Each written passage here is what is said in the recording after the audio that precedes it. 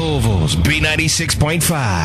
B96.5, hello. Hey, Mark Gunn, I just wanted to make a comment about Barack Obama. Yeah, man. I go to JCC, it's my sophomore year. We done had a conversation about Barack Obama. Most white people feel like Barack Obama is not the right person for our world or whatever. They believe or say that we're taking over the white man's dream and black people are making that power. I feel like personally, since I'm 19, I'm about to vote for Barack Obama. I just believe that it's a good thing because black people nowadays need to know and need the experience and need that type of role model to show us that we can achieve something.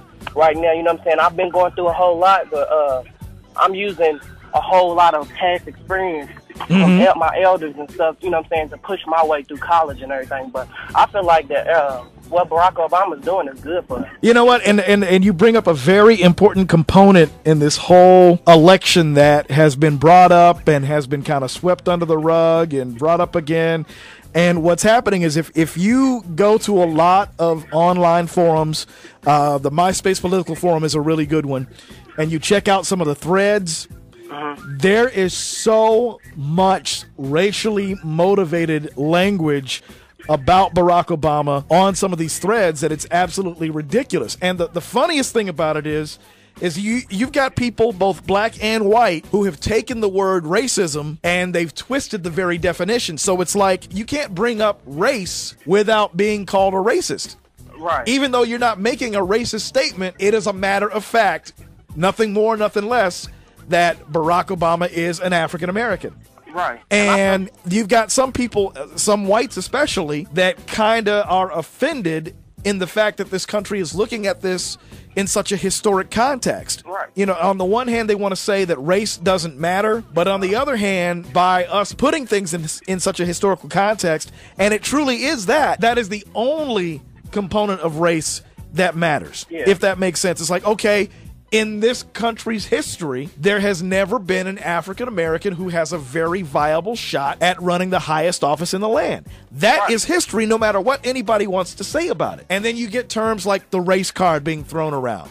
And, you know, people are getting that twisted. It's like anything that is said on the basis of race, whether the comment be racial or not, is seen to be playing the race card. So, you know, as far as some of your classmates saying that they're taking the white man's dream or whatever that's about, the only thing I can say to anybody that gets involved in any sort of discussion about this campaign, and if the component of race does come up, basically you got to keep cool about it. Because what I've been finding in participating in a lot of these forums, you're talking with whites whose views differ from your own and may seem to come from a racial bent, is that if you drag them into a discussion without yelling, without getting upset, you basically force them to explain their point of view. Right. And what happens, at least it's been my experience as of late, 7 times out of 10, these people cannot come up with a rational explanation for the way that they feel. And I bet that if you were to do the same thing at your campus, if anybody was to do the same thing,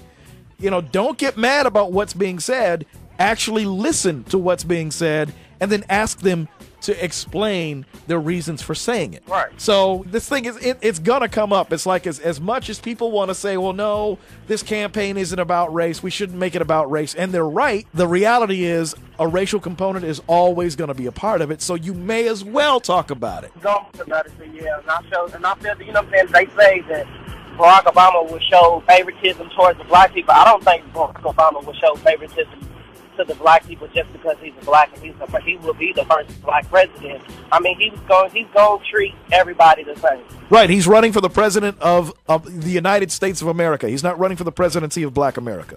Right. As long as you keep that in your head when these discussions come up, you're going to start, what you'll start to see is at least a dialogue about the subject of race. And if people are really honest with themselves, you know, they should be able to say what they want to say without any fear of reprisal. Right. Because the most important thing is to be able to talk about it without people getting all mad and everything, and then everybody shuts down. Right. Yeah, keep everybody talking, man. That's the important thing. All right. All right, thanks for the call. No problem. Peace. Join the mainline broadcasting family to Blazing hip hop and R&B. And home of the Russ Paul Morning Show, baby. B96.5.